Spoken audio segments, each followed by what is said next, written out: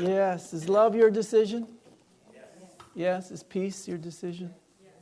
Yes. Well, there you have it. You have all the power now. I felt very powerless this week. I don't know about you, but there have been moments where I thought, I don't think I can go on.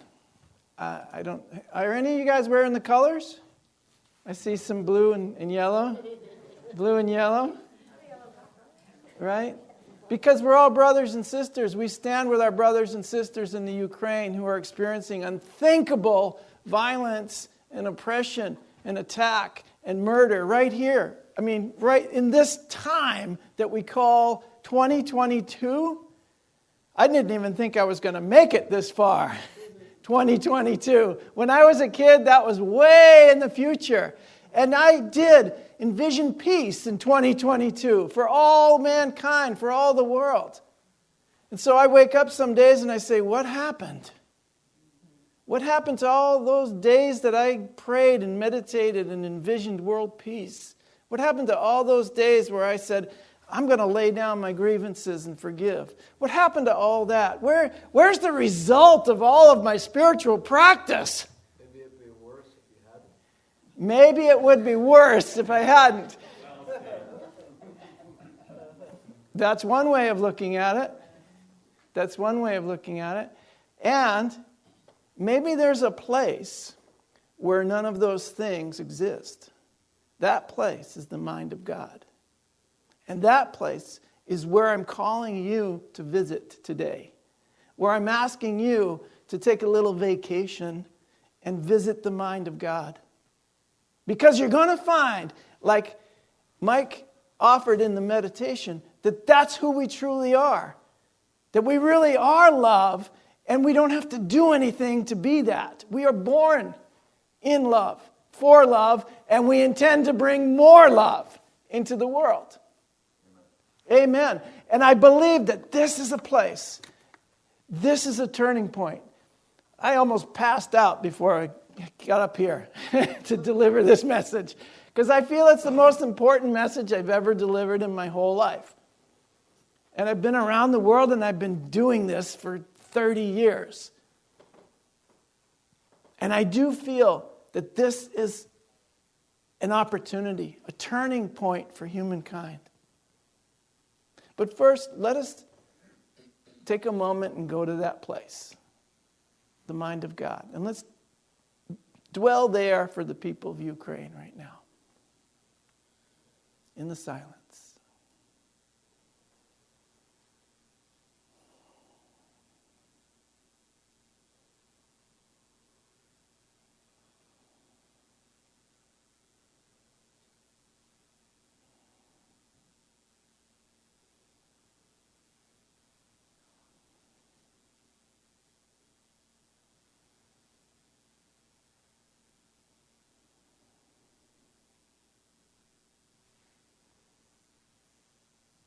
If you care to, put your hand over your heart.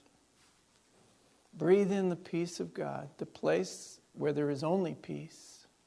And we're going to say 3 times as we breathe out the energy to our brothers and sisters of Ukraine.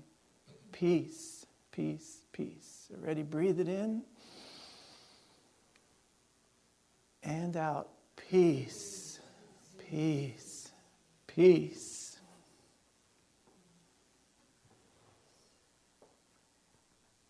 Yesterday, I joined a synchronized meditation for peace for people around the world.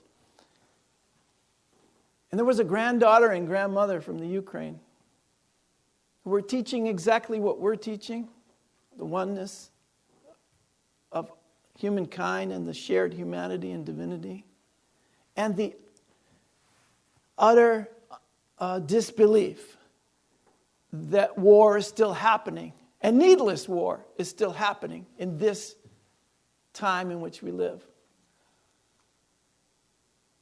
And they offered to us the same exact formula for peace that I am offering today, and that is to choose peace.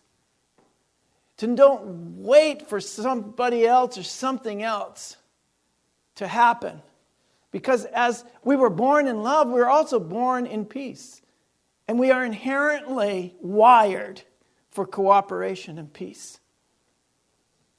One of my friends who organized this, Father James Francis Twyman, he's now a father, a priest, and he's an amazing guy. If any of you guys know James Twyman, I've known him for years and years. He went to the border of Poland, and he was helping the refugees who were crossing the border from Ukraine. And he decided to broadcast his part of the prayer, of the synchronized prayer from Auschwitz. How powerful is that? To go to the darkest place. And he said, I go here so that you remember how insane human beings can be and how these things can get so out of hand that those kind of things happen. And we are standing here saying, this is the place where peace begins. It says it in the Course in Miracles. It says, the holiest spot of all on earth is where an ancient hatred has become a present love. That's why he chose to go to Auschwitz and to broadcast his vibration of peace from there. How powerful is that? How symbolic, and how not only symbolically powerful, but how powerful is that energetically? To stand at the place of the greatest horror of humankind, the concentration camps of World War II, and to say, look, this did happen, human beings did this, and now we're doing this. We are answering with peace. We're not answering with war, we're answering with peace. And I believe that this truly is the answer. To stand up. More people in the world want peace than want war. I'm sure of it. I'm absolutely certain of that. So we need to address the core issue is, are we standing up and demonstrating who we truly are? Or are we still following a pattern of thought that justifies attack? A pattern of thought that justifies separation. A pattern of thought that justifies violence. Violence, fear, hatred, attack are never justified. And if you want to follow the teachings of Jesus the Christ, I don't care what religion you say you're from, you have to follow the teachings of love. You have to love your enemy. You have to love your neighbor as yourself. But that's going to require what? Loving myself. It's going to require making a choice for love. Love is my decision. I'm choosing peace today. Boy, it's very easy to get caught up in the fear. It's very easy to get caught up in the anger. But I have to choose peace, and we have to send the message loud and clear to those who still choose war. Peace is already won, my friends. Peace and love have already won, because that is what is the only constant in the universe. We're coming to a shift of human consciousness. You could say, well, I don't see it, I don't believe it, I'm not going to do it. Fine, it doesn't matter. Because the universe is born out of love. You were born out of love. And I don't know how many lifetimes you intend on being here, but you will come around to that fact sooner or later. So love has already won. Peace has already won the day. You know it. And you can accept it now. And we need to go to that place. I'll go back to what I started with.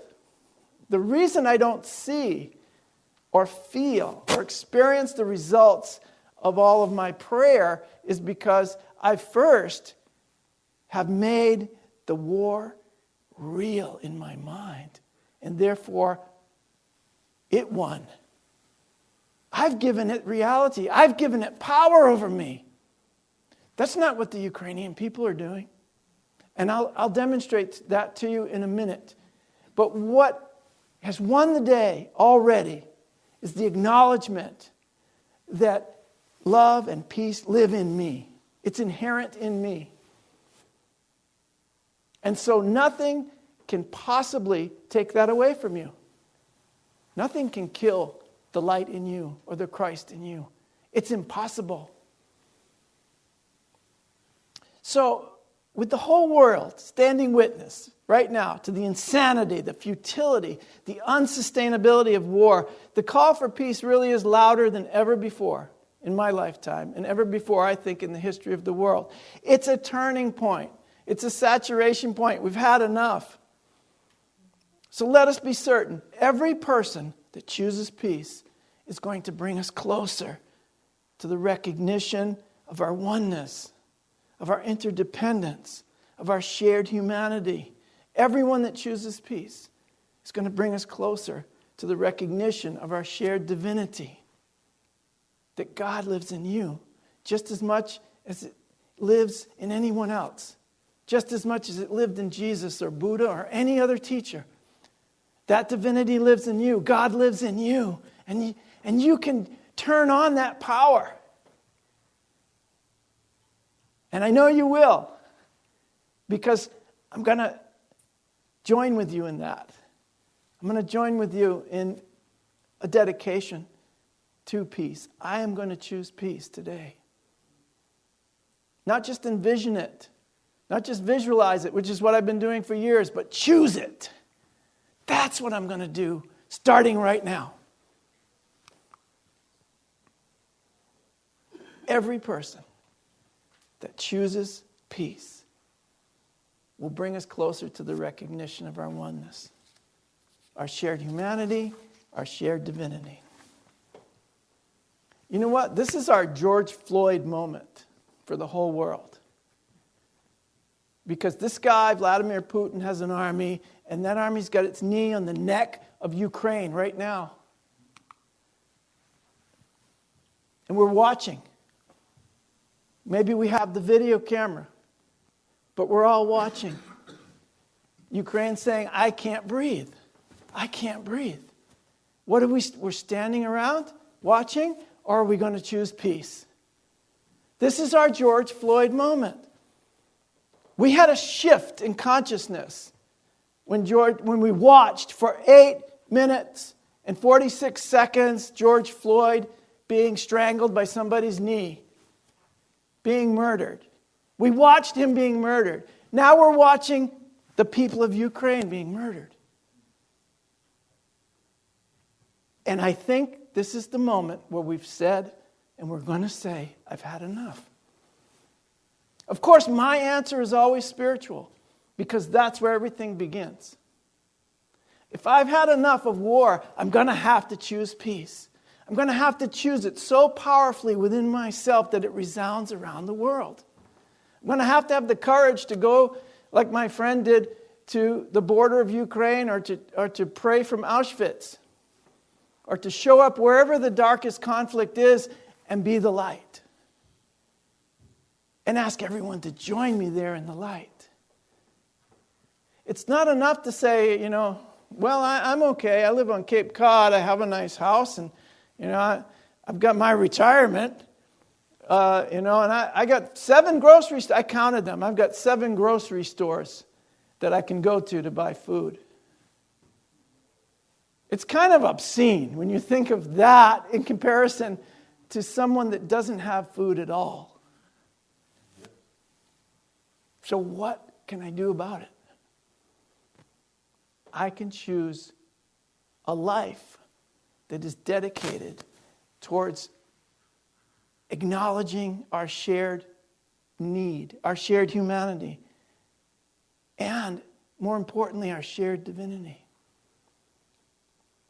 This is the moment. Now, there was a measure of justice, when they arrested the officers who killed George Floyd, and they put them in jail, and they even recently convicted them on civil rights charges. There was a small measure of justice, maybe a great measure of justice in that. It hasn't ended the racial violence totally, but it has begun the process of identifying ourselves as one human family. And murdering another human is not okay. That's all I'm saying. It's never okay, ever. If you want to read the Bible, it says right in the Old Testament, thousands of years ago, thou shalt not kill. Like, it's not a good idea to kill one another. That's pretty basic. That's not a good idea. But somehow we kind of miss that, and we justify it, and we use that very same Bible to go justify killing people. Wow! Joanne O'Connell asked me, why do they use the word insane so often in A Course in Miracles? Now you know. We are healing our minds and recovering from our insanity. And I tell you, the experience of our shared humanity and shared divinity is beyond anything you'll ever experience. When you experience yourself as one with all of humankind and all the universe and all the planet, there's nothing like it. And I truly think all of our living here really has that goal for us, to bring us into those higher realms of experience, where we experience all the love that's in each and every one that we meet. Because there's so much you have to offer. There's so much you have, and I want to know that. I want to join with you in the God that you are bringing to the world, the unique expression of God that you are. That's an amazing thing. So, I really feel like the collective horror is too much for us to bear. We've had enough, and we have to choose peace, or we will just be hurting ourselves once again. This is a turning point. This is a point where there has to be a shift in consciousness. In fact, I'm going to tell you again, peace has already won the day. Get on board. Peace has already won. Light has already cleared out the darkness. Get on board. Let's help it to happen. Peace has already won the day.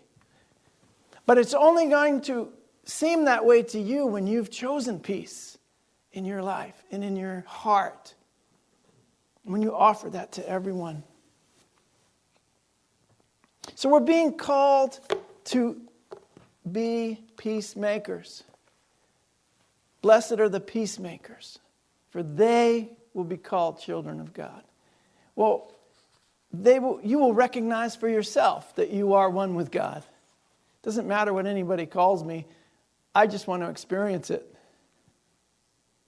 And I was reading. I invite you all to go to our website and click on our podcast and listen to the one where I talk about peace as a revolution of consciousness. Because I can't really get into it that deeply today. But go listen to that podcast, if you will. Because I read a lot from Discover the Power Within You by Eric Butterworth, who does a great treatment, probably the best that I've ever read, on the Beatitudes. Blessed are the peacemakers, for they shall be called sons of God. This is an important key to the potential God power in man.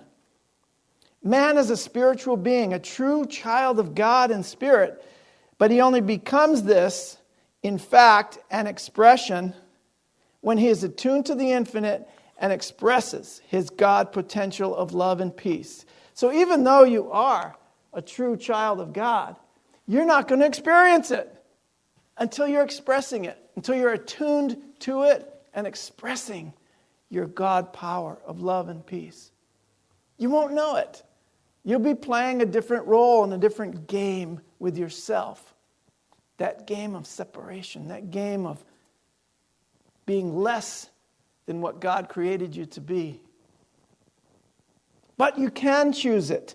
That's why I'm here today, to remind you that you can choose it. You can be attuned to the infinite, and you can express your God potential of love and peace. And I'm telling you, you will never be happier than when you start doing that. Your heart will be so full. Why do you think so many people are rushing in the direction of the fighting to help? I certainly had the impulse. I wanted to go to Poland myself, but I said, I got to be in church on Sunday. So you're getting the same speech I would be telling them on the border right now. Really, I'm telling you, this is, if this is how I am supposed to help bring peace to the world, then listen up, because this is my life's purpose. And if you think it's going to come in some other way, please be about it. Please do whatever you think is necessary. Because you're going to come right back to expressing your God potential of love and peace. God still is the answer. Love still is the answer. And love is my decision. Man has so long functioned on the level of his humanity, it is difficult for him to acknowledge anything greater than himself. He may say he believes in God, but it is a God out there to whom he gives prayerful obedience. He really doesn't expect any divine intervention in human needs because he has not really believed in God in himself. Well, I have to tell you, I am expecting some divine intervention right now in Ukraine. I'm expecting it. It's going to happen. Why? Because I acknowledge the God in you, in myself. And I know that this vibration of peace that is demanded is going to win the day. And I will tell you again, every single person, everyone listening out there, it has already won the day. It has already won the day. It has already won. Peace has prevailed on earth. Instead of may peace prevail on earth, it is prevailing in my consciousness now, and I'm sharing that consciousness with you. Now it's too late. It's in your mind. It's in your consciousness. You're not going to be able to get rid of it. The desire for peace is there. It's in you. You're going to say, oh, where did that come from? Gosh darn it, I can't sleep. I got to do something. And you will do something. You will do whatever it takes, what is yours to do, to bring more peace into this world. Okay, so I am expecting divine intervention because I do believe in God, in myself. That is why, okay, if you just believe in a God out there and not in yourself, that is why there is such an urgent need for Jesus' revelation of the divinity of man. That's what we're teaching at Unity all the time. The divinity of human beings. The human being needs to know that he can resolve his deep frustrations over prolonged pleading to the unresponsive heavens for help. There is a help for him beyond the end of the rope. And I believe, as collectively, as human beings, we've come to the end of our rope.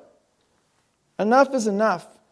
But this help does not come to him, are you ready? But through him. The world is not, the things out here, they're not happening to you. They're happening for you. They're happening through you. This is a collective lesson that we're learning. This help comes not to him, but through him. In other words, as a scientist recently put it, maybe there will be a miracle if we don't make it too hard for it to happen. If we just allow, because miracles are natural. When they don't happen, something has gone wrong in my thinking. The peace, here we go. This is the last thing. The peace that we desire and need in the world is that which passes all understanding, that surpasses our human understanding. It cannot come by treaties or agreements or by wars or boundary lines. Peace can only come when human beings become receptive to it. I change the word men to human beings all the time. And become peacemakers in the process of expressing it from within. That's where peace is coming from. It's coming from you. It's coming from your choice to live as you were created. To not follow an ego into the wars of the ego. To follow your true self. Many thousands and thousands and millions of people are doing it. And I will say it again, more people want peace than want this continued desire for war. War is not a viable option for human beings anymore from any country.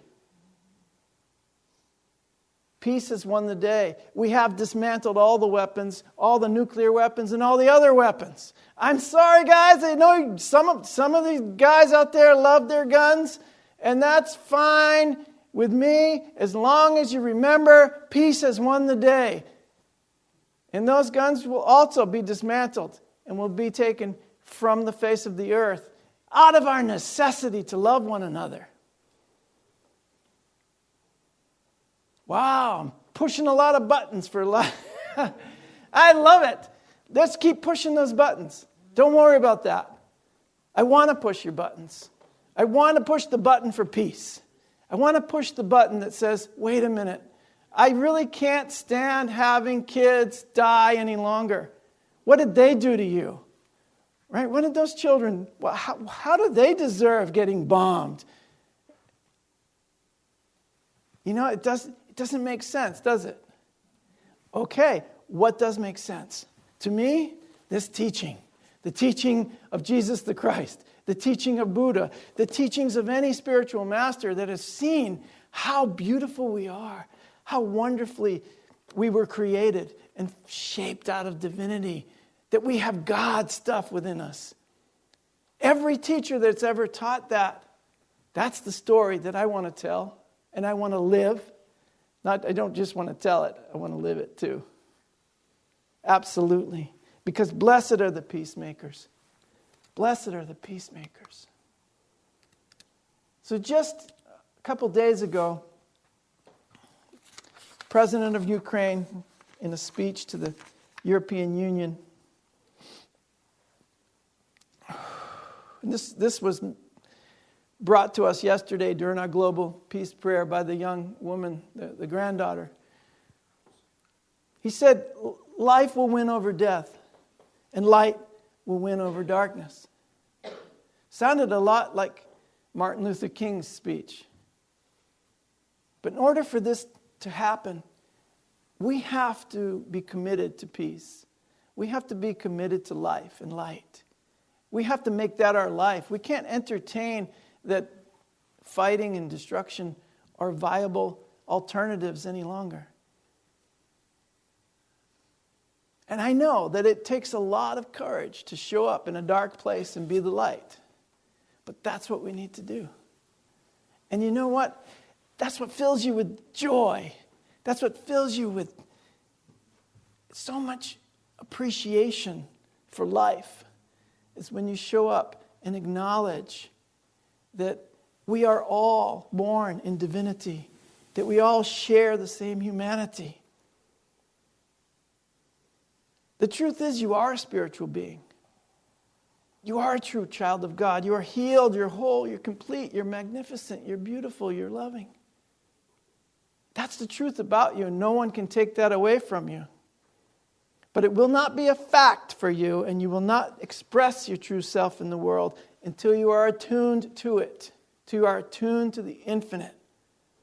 You begin to express that love and peace in the world. Express what you are. Then you will understand and experience what you truly are. In the middle of the devastation, this courageous man stood up and he said something that's true. Life is going to win out over death. Light is going to win over darkness. That's just the fact, you guys. Are you going to get on board or not? How many more of us are going to die before we get on board? That's all he's saying. It's already a fact. Light has won. Life has won. Love has already won. Are we going to lay it down now? Are you ready to finally lay down your arms? You're going to play these games, longer and longer. Are you going to let your children and your grandchildren play these same games of killing one another? Or are you going to stand up and say, wait a minute, I choose life. I choose light. I choose love. And I choose peace. I choose peace for myself and for all the world. I choose peace for you. I choose peace for all of the Russian people, for all the soldiers. I choose peace for Vladimir Putin or anybody else who wants to wage war. I want him to feel peace in his heart, so he stops it. And he lays down his necessity to control and kill others. Yes, I pray for peace for him. I want him to feel some measure of peace in his heart and some measure of compassion, that he realizes that he's just killing himself. By killing his brothers and sisters, he's just killing himself. Maybe we can choose love and light right now. Maybe we can choose life. And I know for a fact, we can choose peace. We're with you. I love you.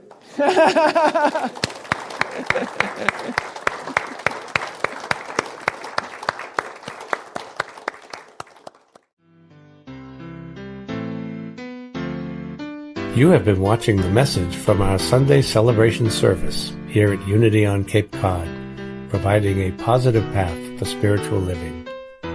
Please join us every Sunday morning at 10 a.m. at 147 Walton Ave, Hyannis, Mass., and visit us online at unityoncapecod.org. This video was made possible in part through a grant from Unity Worldwide Ministries and the Templeton Foundation.